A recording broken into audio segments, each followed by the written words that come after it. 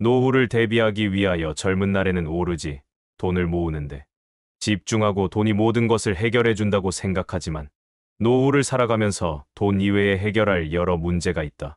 그 중에서 노후를 맞는 사람들의 가장 큰 고민은 아무래도 어떻게 지내야 젊었을 때 못지않는 품격을 유지하고 자존심을 지키며 살아가나 하는 것이다. 혈기왕성한 젊었을 때 콧대 높던 그 자존심의 반만이라도 지켜내야 하는데 하며 걱정하는 사람들도 있을 것이다. 하지만 노후의 현실은 그리 녹록하지 않다. 노후에도 젊은 날 못지않는 품격을 지키기 위해서는 자신이 현실을 직시하고 내려놓아야 할 일들이 너무 많기 때문에 처음에는 무척 힘들 수도 있다. 하지만 이 문제는 현실적인 문제로 은퇴하고 노후를 맞이하는 사람들이라면 반드시 거쳐야 하는 문제이다. 그럼 우리들이 노후에도 품격을 유지하기 위해서는 고려해야 할 요소들이 어떤 것이 있으며 우리들은 어떤 실천을 해야 하는지 소개해 보려고 한다. 노후의 품격을 유지하는 첫 번째 요소는 아무래도 외모일 것이다.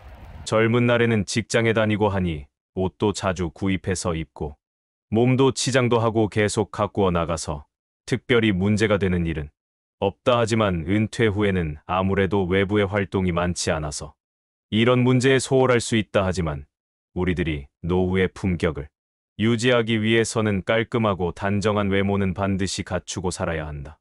두 번째는 내가 내뱉는 말이 자신의 품격을 결정한다. 말이라 한번 뱉는 순간 주워 담을 수가 없다. 젊었을 때는 조금 말에 실수가 있고 해도 그리 추잡하지 않을 수도 있다. 하지만 노후에 하는 말이 천박하고 품위가 없다면 주위 사람들이 더 불편해하며 바로 상대를 하지 않으려 할 것이다.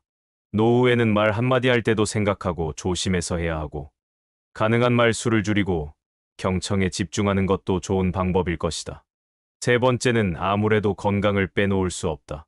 노후에 건강이 허락하지 않으면 결국 외부 활동도 줄어들게 되고 더 악화되어 움직이지 못하게 되면 가족들에게 큰 짐이 되고 더 심한 경우에는 요양원까지 가게 되는데 이럴 경우에는 노후의 품격 따위는 사치일 뿐인 것이다. 노후에 이렇게 되지는 말아야 하나.